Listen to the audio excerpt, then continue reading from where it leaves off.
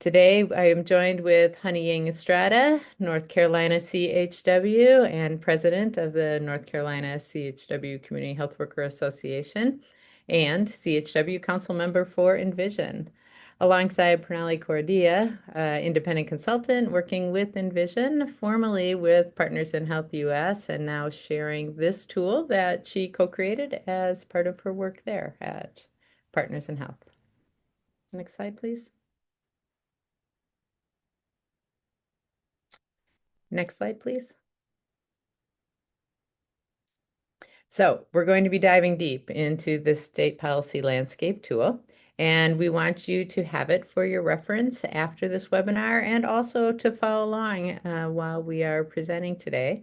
So we're going to invite you to take a minute right now and go to the Envision website, www.envisionchws.org, and the link is also in the chat, and go to our resource tab. In the resource tab, it's going to open up and you're going to see the different categories of resources as we've organized them for you. And one of those categories is sustainability. Clicking the sustainability tab, you will find a host of CHW supporting resources that we've curated and our CHW Council has vetted. And among them, you'll find the State CHW Policy Landscape Guide and two examples, one from Massachusetts and one from New York. So go ahead and take a moment and find those right now.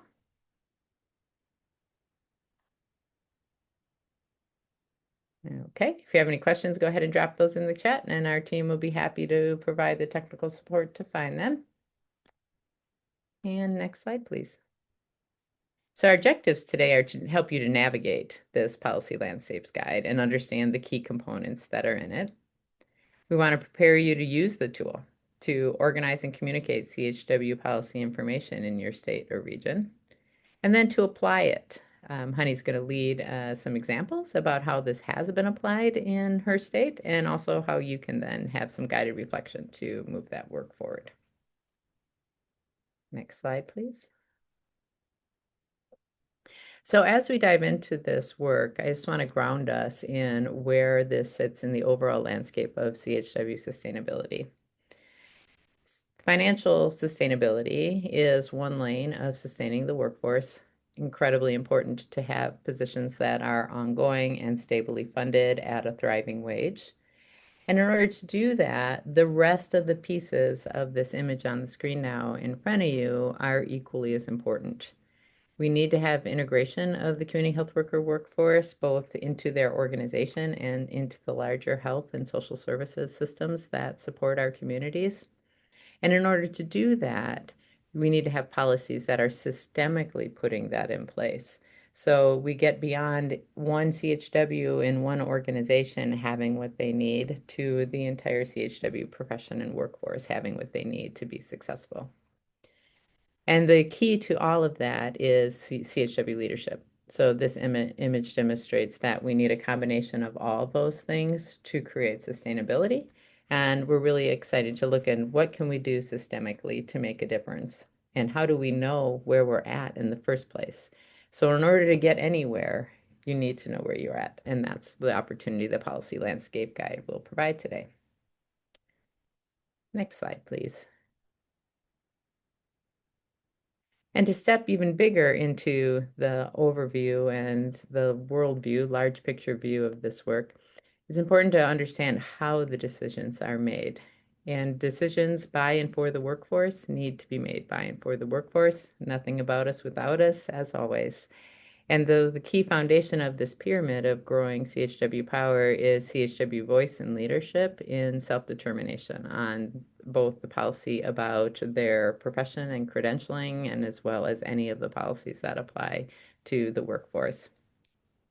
And it's important to recognize the role of allies and employers and public health professionals in this work as well, and to understand how these two organizations are two ways of being or work together. So we have CHW leadership alongside ally engagement, and strong agreements on how that happens and where decisions are made is the next important step. And moving up the pyramid to then getting to policy work, CHW definitions that are agreed upon and promoted throughout the state, And also parameters for training standards are a first step in doing that work, finally leading to more policy work around implementation and around financial sustainability and reimbursement and other value-based approaches. All right, next slide. So now that we've grounded in the reason we're all here and how this fits into our work on a larger scale, I'm really excited to introduce Pranali Cordia, great colleague of ours working alongside us to promote CHW workforce and this effort around policy work. Pranali? Great, thank you. Hey everyone, my name is Pranali. I'm a public health consultant and an emergency medicine physician. Before consulting independently, I was a senior technical advisor at Partners in Health, which is a global nonprofit health organization. I work specifically with our US arm, and much of my work was focused on supporting partners, CHW partners, through developing technical materials on a host of topics. So from CHW certification to research on health system integration models to workforce policy, I dabbled in it all and spent a lot of years trying to learn about what's happening and what trends are out there and what's working and what may not work as well. So today I'm excited to share one of the guides we built during my time at PIH, and that's the State CHW Policy Landscape Guide. You can go to the next slide, please. All right, so we're going to get right into it. The next slide. So the Policy Landscape Guide was developed by PIH as a tool to help CHWs and allies document and understand their state's CHW-related policies. So when I was at PIH and we began our work trying to understand how to advance CHW policy in a state, our first questions to our partners were always the same. What's already in place and who plays a part in policy development? So the PIH team, me and my colleagues would do the research, we'd go online, we'd look at all the resources, and we'd compile everything we could into the first draft of a landscape report. And that document would become the starting point for a deeper discussion. And we ended up doing this same activity every time we started working with partners in a new state. And every time we did it, the process would look exactly the same. PIH would take the first pass at compiling the report, and we'd pull together all the policy information, all the legislation that was available through existing resources. And every time we realized that completing the document required multiple meetings with local CHWs and local allies because they knew the policies that were talked about but were not easily searchable. They were able to fill in the gaps, and sometimes there were a lot of gaps. So going through this activity over and over led us to create this policy landscape guide so we could help others develop their own policy landscape reports. Because as Sherry was saying, knowing where you are and what's out there right now is an important first step to doing action in the future. Go to the next slide, please. So the policy landscape guide serves multiple purposes.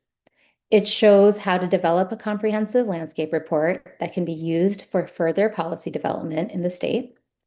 It provides a mechanism to bring together CHWs and allies so you can build a shared foundation of state policy knowledge. It helps surface policy information that sometimes only a few people in the room may have known about, so everyone can start at the same starting point. And it creates points of discussion to identify gaps and challenges in current policy. And so it can help have more discussion about opportunities for future policy change. And it's also useful in dissemination and advocacy efforts. Go to the next slide, please. So the guide is organized into 9 sections, and we structured it this way because the National Academy for State Health Policy, which we refer to fondly as NASHP, uses these same components to describe the CHW policy landscape in their resources. And we use NASHP resources a lot across all states to understand policies that are out there right now. So when you have that alignment, it makes it easier to find and compare information across states. And so if in the future you ever want to see what neighboring states are doing or see where a state really far from you is doing that has different political environments for new ideas, it becomes a lot easier. So you can find the full landscape report guide with both these examples on the Envision website. And I think there's also links in the chat. I'm going to be referring to some of these examples a lot, so you can look at them in the future too. So you can go to the next slide, please. These are the 9 sections of the policy landscape. And we're going to go through each of the sections and discuss what content is usually covered or what we've covered and what impact it can have. Go to the next slide, please. Okay, so we're going to go through each of them one by one. You can go to the next slide, please. So the first section in our landscape report. So really it's like, if you look at the report, it's like a couple pages with like, each section, and these are all of them. And we're going to go through the first one first, and that is workforce governance. So in your report, the first section is going to talk about who the decision makers that are already there in the state, who they are.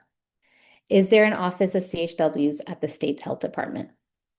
Is there a professional CHW organization in the state? So when you map this out together with CHWs and allies, it matters for a few reasons. First, it ensures that everyone knows where the power lies. Second, if you have allied organizations involved in your landscape process, it gets everyone on the same page about what structures already exist in the state, and that can help strengthen collaboration and coordination in future work. Third, it can open up a real conversation about some of these existing structures and what's working and what might need to be strengthened. So here's an example. Maybe there's an office of CHWs in your state and everyone knows it exists. But when you sit down together, it may turn out that nobody is really sure what that office of CHWs do. There may be 1 or 2 people, but having that conversation and making sure everyone knows what that office of CHWs does helps everyone get on the same page about what can be asked for, what can be advocated for from that existing partner or government structure, and what may need to be added. So that's exactly the kind of thing that's worth surfacing. And that can become a discussion point for further conversation. Okay, so you can go to the next slide. Okay, so in Massachusetts, if you look at the Massachusetts Policy Landscape Report, which is one of the links, it discusses how in Massachusetts, CHW workforce policies are largely coordinated through the Department of Health. And in Massachusetts, there's a board of certification and an office of CHWs. So the landscape report helps explain and describe exactly what each of them does. Go to the next slide. Okay, so now we're on to section 2. Section 2 is CHW definition. So many of us know CHWs have a broad range of responsibilities and can work in many different settings.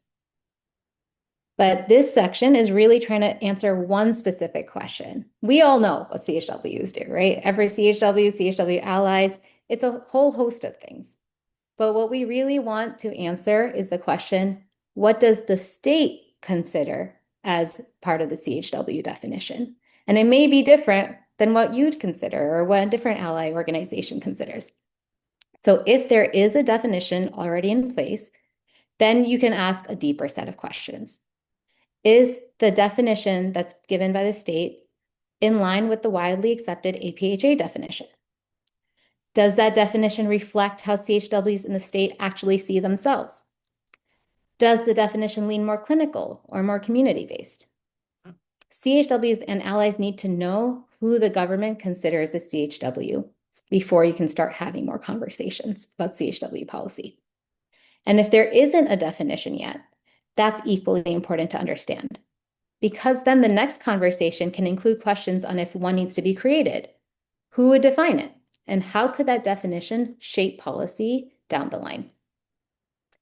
So in the New York Policy Landscape Report, the other link, the definition for CHWs is found in their Medicaid manuals. And that definition was found to align with the APHA definition. And that is what the APHA definition is, what is widely accepted as a standard across the nation. Okay, go to the next slide. So the third section, are we on the next slide? Yep. Okay, the third section covers the training and certification landscape across the state. And this section can vary greatly from state to state. Some states have statewide training programs. Others have a patchwork of smaller privately run programs. Some have trainings offered through community colleges, which can carry its own policy implications. And some states go further with regulations that ensure that training is available in multiple languages or tuition assistance is provided for CHWs. So it could be so many different things. It's really important to know what your state's thing is. And then there's certification. Do you need to be certified to work as a CHW in your state? What does certification actually require? It may just be a training certificate. It could be a training certificate plus work experience plus a background check. It could just vary. And so it's really important to know what's being done in your state and honestly, what's being done in the states that are similar, that have a similar political environment to your state. And so you want to know if it's overseen by the government or by a private organization. And critically, does a CHW need to be certified in order to get reimbursed through Medicaid? There's no one answer to these questions. And so because it can vary so greatly, finding out what's happening in your state, the conversations that are happening in your state are very important. And having all of this information in one place lets partners build a shared understanding of what's already law, what can be more easily influenced, and what still needs to be advocated for. All right, so if you go to the next slide, you'll see the example from Massachusetts, where their Section 3 describes how CHWs are certified through their Department of Public Health and are required to complete an approved CHW training program. And this isn't just an internal DPH policy for them. It's written into law as a state regulation. So that means the requirements for CHW certification are somewhat permanent or less easily changeable than it would be if it's, one sentence in a state plan, and a Medicaid state plan. So that is why knowing where it is, who wrote it, and how easily influenceable it is really important. Okay, so next is Section 4. Go to the next slide. And this is the section that looks at state legislation. So state legislation is what laws, bills, and regulations are already in place.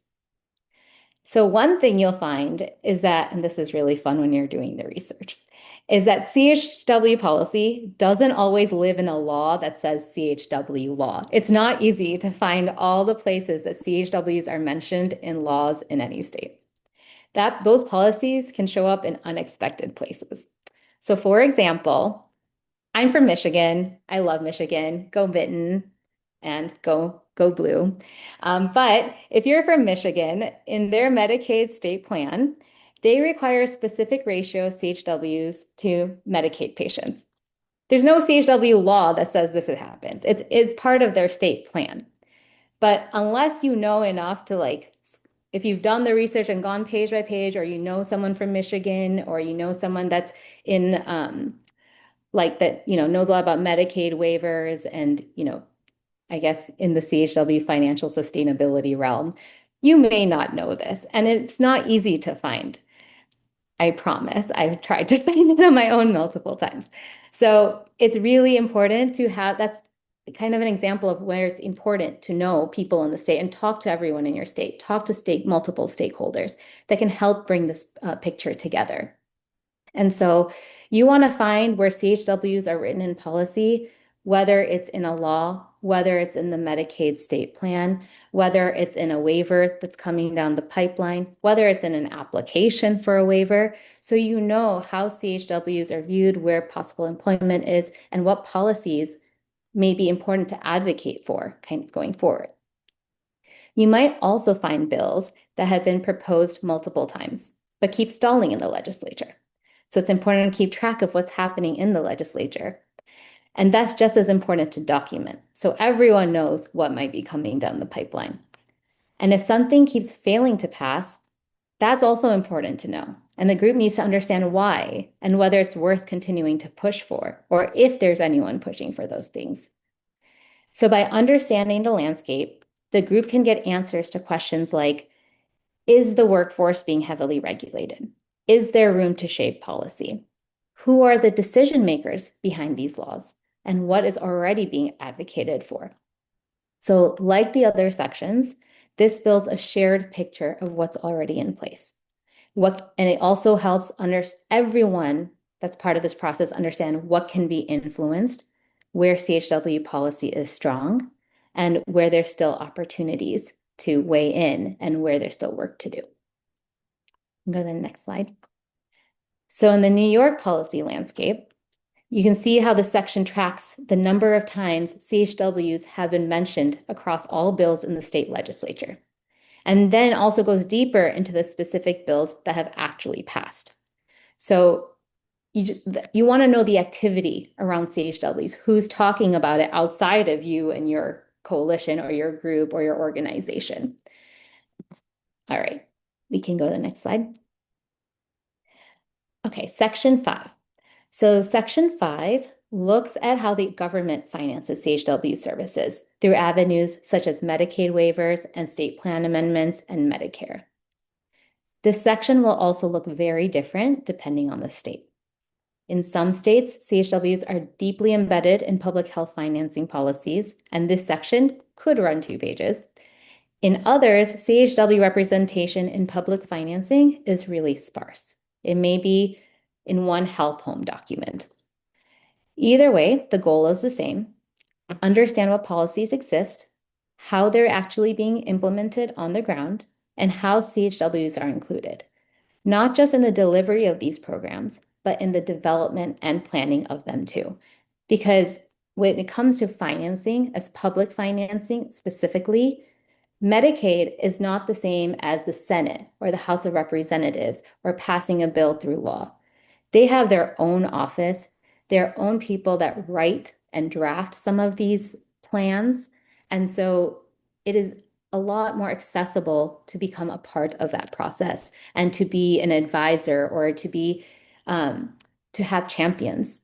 And so knowing where those policies lie, what is written in policies is very important. Okay, go to the next slide.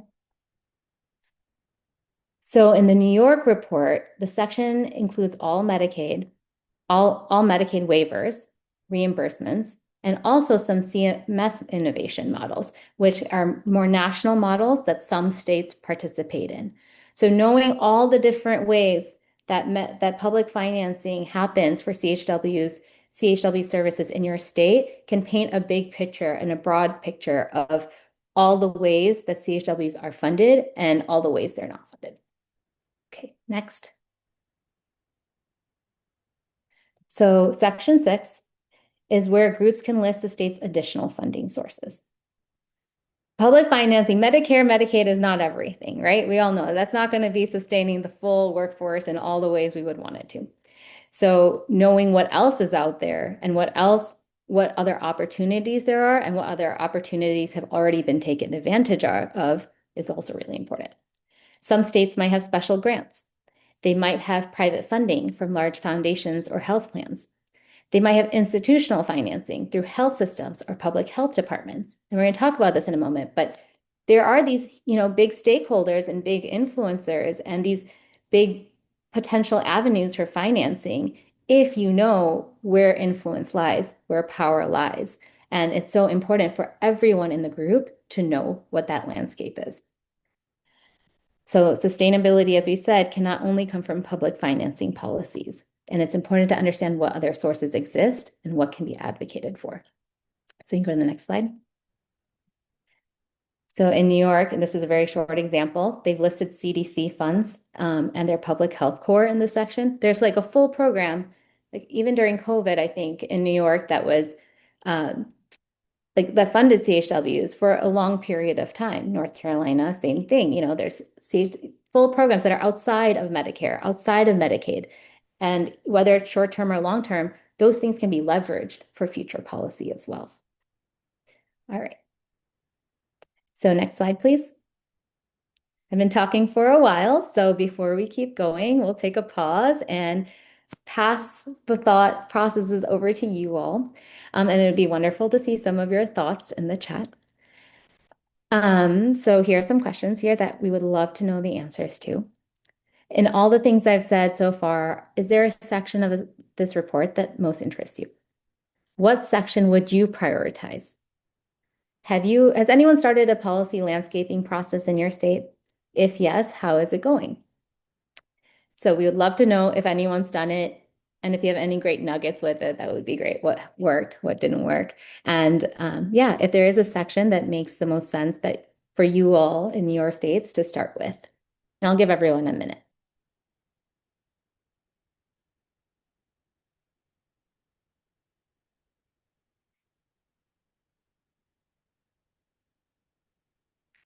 I'm gonna just peek into it right now too.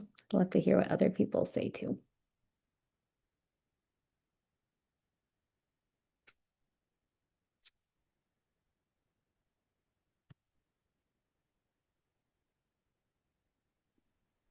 Now I see a question in the chat Oh about yeah. how to find what policies have not passed legislatively. Is there an easy answer to that question while we're waiting for people to kind of process? One thing that'd be, and while Pranali's thinking of the answer to this question, it'd be very great to hear from almost everybody on this webinar right now. Of the six policy areas that Pranali outlined, and Caitlin, maybe you can go back to the sections. Um, just put one of the six in the chat as to the area that if you're going to prioritize one policy, which one would it be? Or one area of policies, which one would it be? And this can also help us from a vision to see where is the majority of the energy going right now amongst those who are attending this webinar. Okay, so do you have a quick answer for how to find out what has not passed? I have a quick answer. The process is not that quick. And so there is actually there's programs out there that can help you figure out what policies or what bills that have gone through year after year. And they list like all the bills that are failed, that are there. And so there's some programs that do it for you. Um, and so if you have access to that, that's great. And if you do, you still have to go to each of them to see where it stalled, in the legislature. The other way to do it is honestly to like Google search, but that is also, like I said, if you are in the state, you will know much better. It is hard to know what to search for. It's hard to know what you don't know. You don't know where that CHW bill, was it a certification bill? Was it a certification bill for allied professionals where they don't say CHW right there in the title, And so ideally you have somebody in your organization that has access to some of those policy tools that help kind of do a quick search of policy year after year. And if you have that list, it's a lot easier to screen through each of them.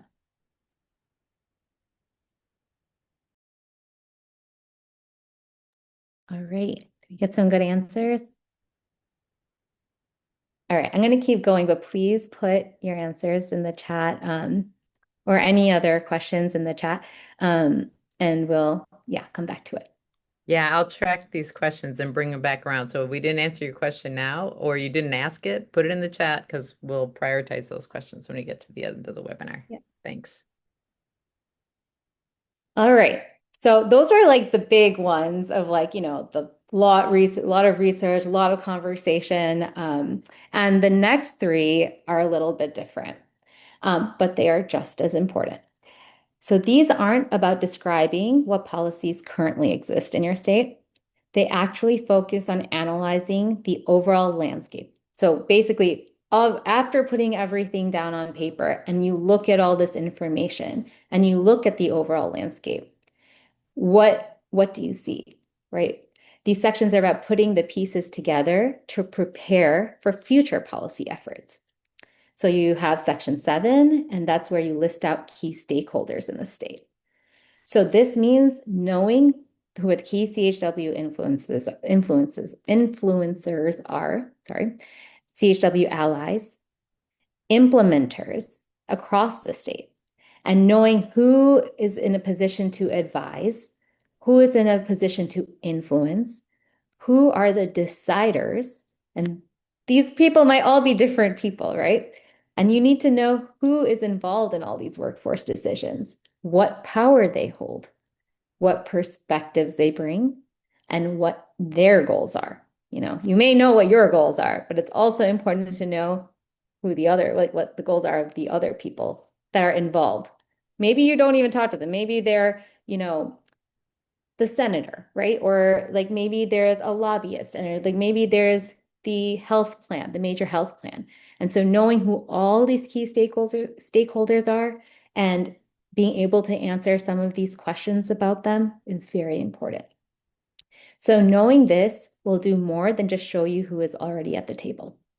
It'll show you who is missing from the table, who really, really needs to be at the table, and how you can build goals that will account for the perspective of the stakeholders who will inform that future policy, and the people who have the power to make policies succeed or fail. So a lot of this may not be the desk research anymore. It may be the conversations that happen afterward that inform these sections. In section 8, you'll analyze strengths, opportunities, priorities, and gaps. So doing this as a group can help you create a shared understanding of the overall policy environment and also help move from the research and like seeing what's out there to becoming forward thinking now. So now you know all the information. What is the action? What are the goals? What do we want to see happen in the future? And then you come to next steps in section 9. So depending on your goals and whether this document is internal facing or external facing, this section can be really general or as detailed as you need it to be. What I would think and I would say is make it really detailed and put out a more general version to the public. But doing all the work when you have everyone together is probably the most efficient and effective way to do it. But what matters most is that you circle back to why you started this process in the first place. What were you trying to achieve by doing this landscape report? And does this section lay out concrete steps that actually move you closer to that goal? So, is this part of a bigger process? Is this an exercise you're doing with your organization and maybe one collaborator? How you started it, why you started it is going to inform these next steps and how you move forward. All right. So if you go to the next slide, the next 3 slides are basically examples. I'm just going to quickly run through them. So for section 7, if you look in the Massachusetts policy report, they talk about their key stakeholders. And this again is where they list that they have not offices. They have an office of CHWs and they have a board in their Department of Public Health. And so when you have everyone together and you map out these key stakeholders, there's always, if one person has a question, another person has this question, right? That is like key. That is always like that. And so if one person's asking or saying something about the Department of Public Health is doing this policy, some people may not realize in Massachusetts that that Department of Public Health could actually be 2 different places for Massachusetts. It could have come from their office of CHWs, or it could have come from their board. So knowing exactly, being able to write down who the key stakeholders are is really important to help everyone get on the same page and everyone having all the answers, which is information is power, right? So everyone needs to have the same information. You go to the next slide. So quickly, like in section 8 for Massachusetts, they list out their current activities and how those activities can be opportunities to prepare for the future. And then if you go to the next slide, we talk about next steps.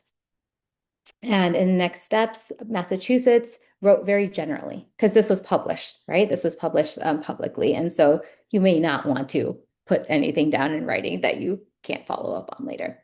But having an internal version 2 is helpful. All right. So those are all the sections. And you can go to the next slide.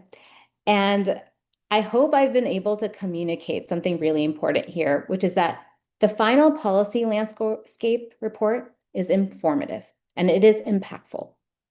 But the process of developing it and having everyone together, doing it together and putting it together is just as important as that final product. So while going through this process with Partners in Health, we identified a few key things that helped us get a lot more out of that process. And so when I'm talking about process, it's like having all the people that you want to help you advance policies, have them come together to make this policy report together. Have everyone come in and be a part of that process.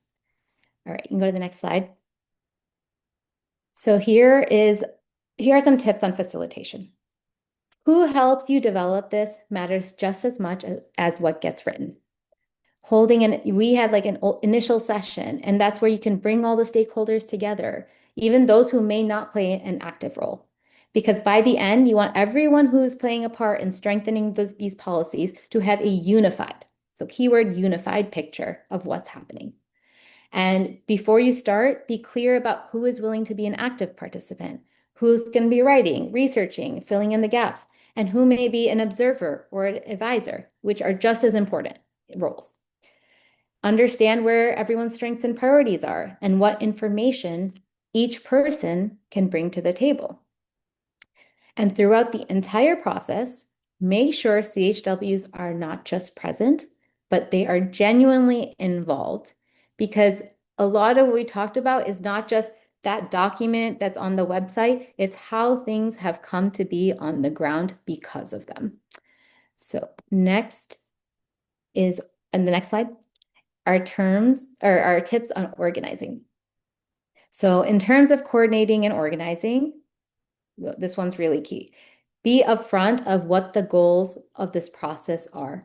And everyone should know, that'll help everyone know what content is relevant and how they can contribute.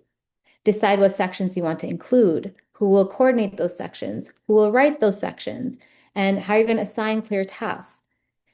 And make sure to include ways to keep the document accessible. So have hyperlinks. Everyone loves a good hyperlink to resources, primary resources, but also just like to the section they want to read about. Maybe I'm only interested in training right now. Don't make me scroll like 12 pages. Just put the hyperlink, right? And if you're planning on publishing this, ensure you have a secondary document that's internal, because one may be for the masses, but one should be all the efforts, should encompass all the efforts you put into developing this in the first place. And then lastly, next slide, is updating. So a policy landscape report is only useful if it stays current. It'll be important to review and update that report at least on an annual basis, and change it and update it if there's something that comes up that is major. So if a significant piece of legislation passed, a change in state leadership happened, a shift in Medicaid policy. The NASHP State CHW Policy Dashboard and your state's legislature website are good places to monitor for those changes. And assign clear ownership. Don't do it all. Don't make one person do this whole thing, right? Everyone should have a part in putting this together. And that each of those people can make a commitment to stay directly knowledgeable on that section. So when you update that section, you share it with the whole group, not just the people who are involved in that change. Let's say financing, right? If there's a shift in financing policy, it affects what's happening in legislature. A new stakeholder affects next steps. So all of this is connected, right? And that's what's important to understand. All right, so that is the full landscape report guide.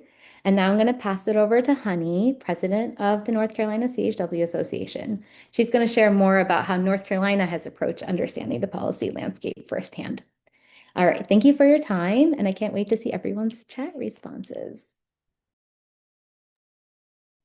Awesome. Thank you, Pranali. What's up, everybody? Next slide. Let's do a little bit of a check-in, please. How you guys doing out there? You still with us? I know this is a lot of meaty content. And I know that some folks say that policy is not sexy. It's sexy to me because this is where the magic happens. But yes, definitely checking in to see if you all are still with us, how you all are doing out there. Thank you for those emojis. I love to see it. It is good to be in community with fellow CHWs and allies. Yes, Janine, so sexy. That's what's up. Okay. Thank you, thank you, thank you. So let's talk a little bit about some real life application. Next slide, please, Caitlin. You know, Pranali did such a tremendous job of walking us through all of the tools. And those tools are absolutely resources, yes? But that's it. It is a resource. And it's very different to make sure when we're talking about resources and tools to talk about what implementation actually looks like. It's very messy. We step on all the landmines, and still yet we have to keep the work moving forward. And so before we do any of this work, I really want to challenge all of us to do some deep self-reflection, to think about where we sit in this landscape, the power and the privileges that we hold, because we all hold power. Every single one of us holds power. Some of us sit in a position where we can leverage that power for greater gain. And so before we can even think about what this looks like in real life application, I really want to challenge us to think about where we sit and how we wield that power for this work. And I want to talk right now specifically to my fellow CHWs, because my friends, when we're talking about this work requires an immense amount of bravery and courage. CHWs, I'm going to say that again. This work requires an immense amount of bravery and courage. It's going to, we need to step outside of our comfort zone, because let me tell you something, growth and comfort are not synonymous. Let's get comfortable with being uncomfortable. This means that we have to step outside of those comfort zones and really dig in where it might not feel very good. Okay, so let's get into it. Let's talk about some real world application. Next slide, please. One of the things that Pranali talked about was CHW and training and certification. This is a hot topic across almost all of our states in this country, and every single state is different at a different point in their CHW journey. There are no two states that are exactly alike, okay? And so when we're thinking about CHW training and certification, what is most important is that CHWs need to be at the decision-making table to inform and design the processes for us, by us. Nothing about us without us. You know this. This is our mantra. There are so many details to think through. And if CHWs are not at that decision-making table, what we risk is inadvertently creating barriers to really reaching the goals that we want to reach. We cannot have that happen. And so I want to tell you a little bit of a story about what this looks like in North Carolina. At that time, we were working very closely with many different partners at the table, including our state health department, our community college system. And I'm going to keep it 100 with y'all. Okay, I'm going to keep it really real with y'all, because there is no need for us to sugarcoat any of this. This stuff gets really messy. CHW voices were almost stifled because there is this push for power and this headbutting of, well, we've always done it this way, and we need it to be done this way to fit our systems. And we, as CHWs, we pushed back and we said, we don't want it that way. That's not equitable. That's not how we see our profession. You're not going to make decisions about us in this manner and not keep us at the center. There was a fight for power.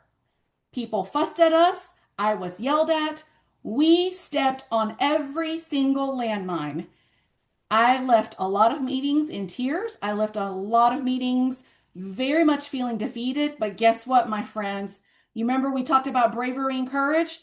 I picked myself up and I got back at that table and I faced those big partners who are sitting inside of institutions and said, hey, I'm back. We got to figure this out, because we're not going to do this in a way that's not going to feel good for us.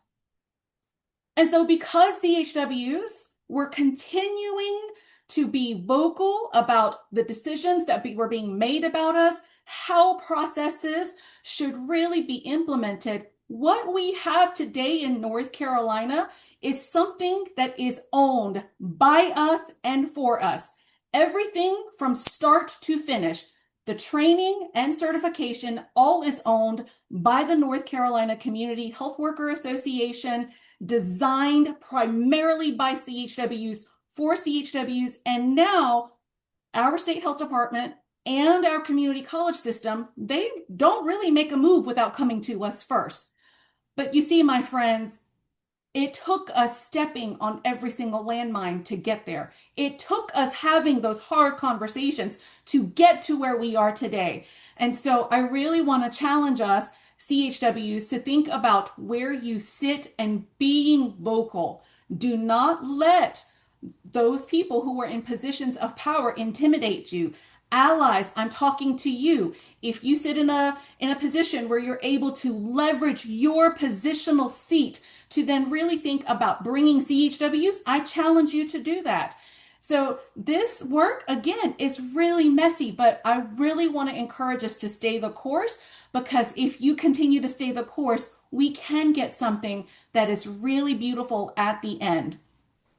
So next slide, please. Let's talk a little bit about states legislation. So I saw lots of comments in the chat when Pranali was asking about, what do you guys want to see? Where are we at?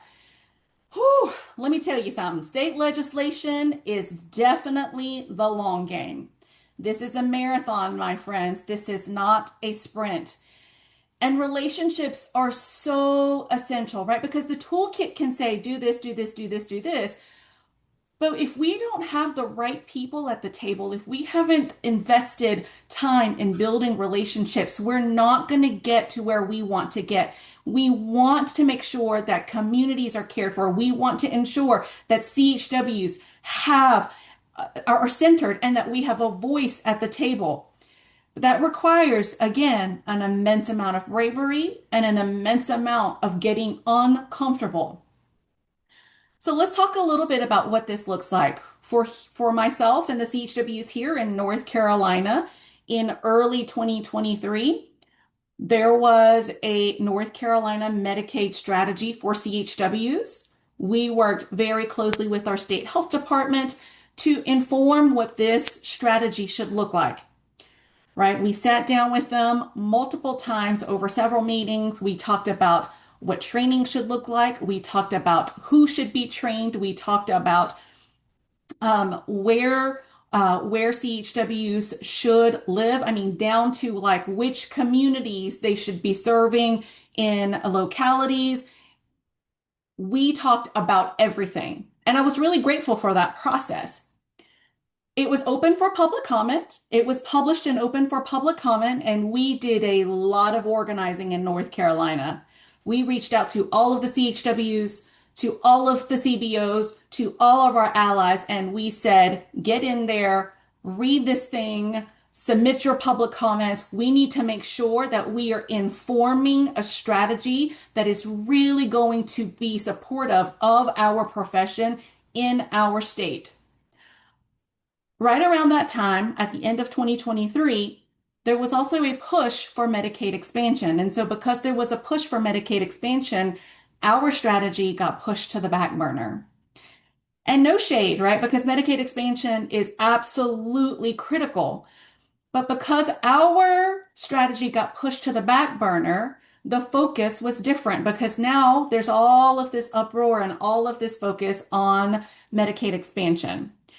So as of today, we still don't have a Medicaid strategy, a CHW strategy in North Carolina. I worked really hard for a long time to make the Medicaid director my bestie, and then he left. So now I have to work really hard to make this new Medicaid director my bestie.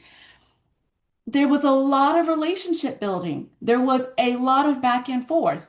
There's a lot of traveling. I have to travel to Raleigh, which is 3-4 hours away from me, several times, to make sure that I can be in these people's faces. Hey, remember me? Remember me, honey?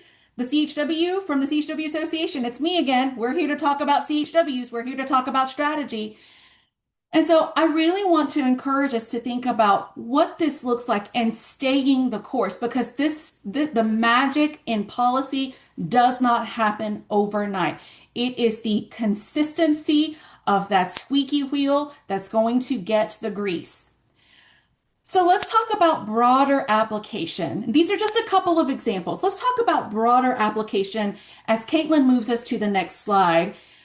CHWs, CHW networks and associations, I really want to challenge us, my friends, to dig deep to understand what is happening inside of our states because everything looks different from state to state. And while we absolutely can lean on each other for support, it is our responsibility to understand what is happening in our states so that we understand what moves we need to be making to support our profession, to support the CHWs in our state.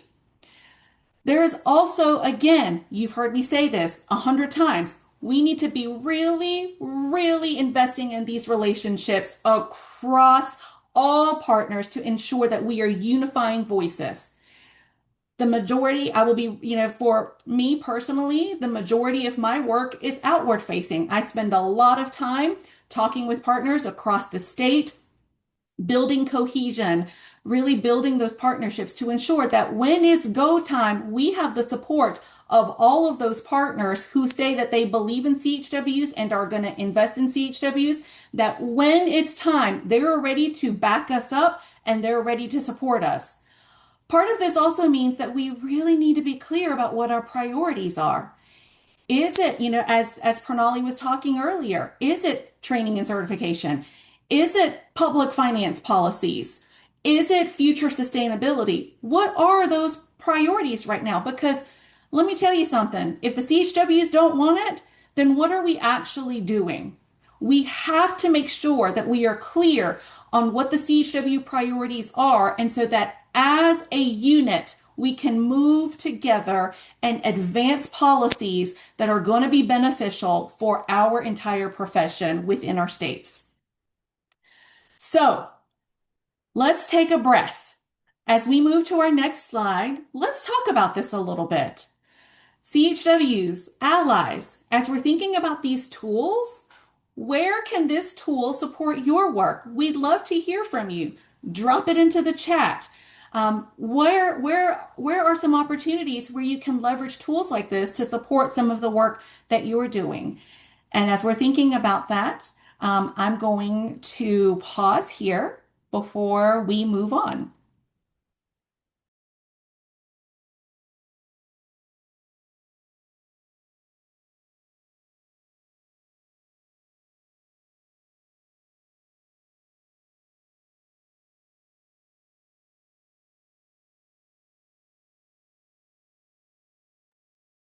I'll put a plug in here as you're conceptualizing which of these areas are your starting point to what end, to the bigger picture, as Honey was just outlining. Also think about what questions come up for you, because we're going to have question and answer period in a little bit. So as you're thinking about that, naturally, that's when the questions come. Oh, I would like to do CHW definitions, but I need to know XYZ.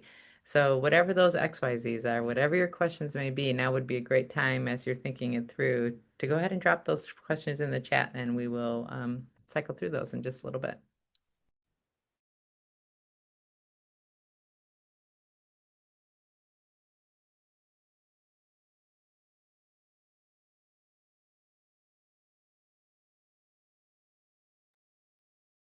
I want to voice over what Rachel has said in the chat, which is yes, absolutely. Please use this as a framework because if there is already work out there that exists, we do not want to reinvent the wheel. Let's not duplicate efforts because if this is a tool that can use us to really align and streamline what we're doing, 1,000% yes.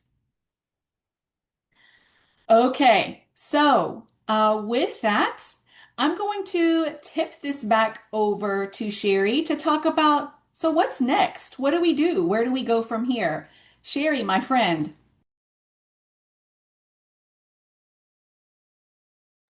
Thanks so much, honey. As always, very much appreciate your energy and coupling the information we share with real life experience on the ground. So great appreciation for both of our presenters today who did a great job of getting us familiar with this tool, meeting our objectives, and hopefully ready to put it into play. So as we move forward, Envision's here to support.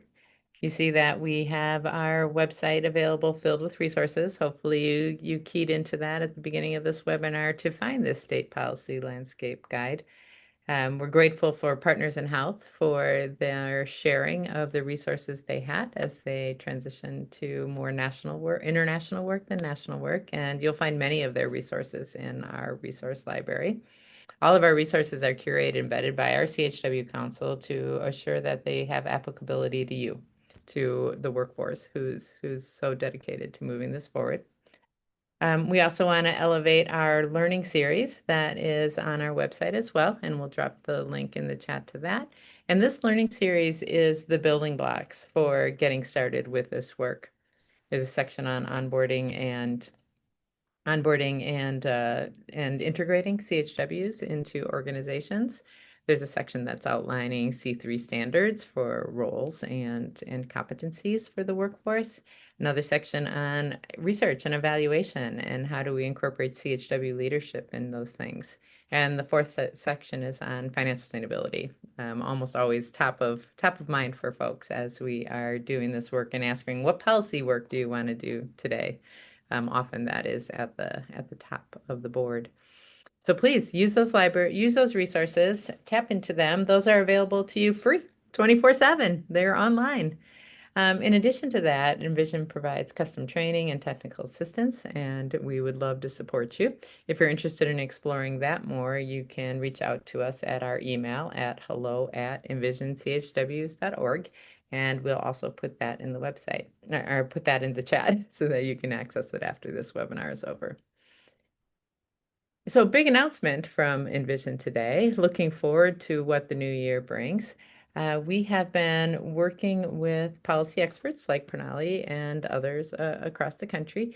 And we have also been convening a group of state health department leaders to inform a guide, a tool that supports state health department growth in their ability to have the infrastructure in place to move CHW work forward, and then to look at and what are they going to move forward once that infrastructure is in place within their health department. And out of that also, many of these same policy concerns that are coming up today were present in that group. And so our next steps for that work is to host a series of learning collaboratives that will be policy sprints. And so part of the reason why we were asking which one of these policies would you work on more? And really, in my quick overview of the chat, it looked like all of them were represented. So yay us, there's a lot more for us to do here to figure out which policies to prioritize in these sprints. But what these will look like is there'll be group learning opportunities online. They'll be virtual. There'll be teams of health departments and their partners. And you'll be walking through something like this state policy landscape guide together. And you'll be doing the work in between the online sessions, and then you'll be coming together to share your experiences. We found at Envision over the years that peer-to-peer learning opportunities alongside a structured, guided way to use information has really supported the workforce growth. And we're excited to do more of that. So we're dropping in the chat now a link to an online form that you can complete. So when we have brought this all together and we have times, dates, and topics together, we can send that information out to you and we can invite you to participate in this upcoming opportunity. So stay tuned, more to come on that. Now I'm going to open this up to question and answer.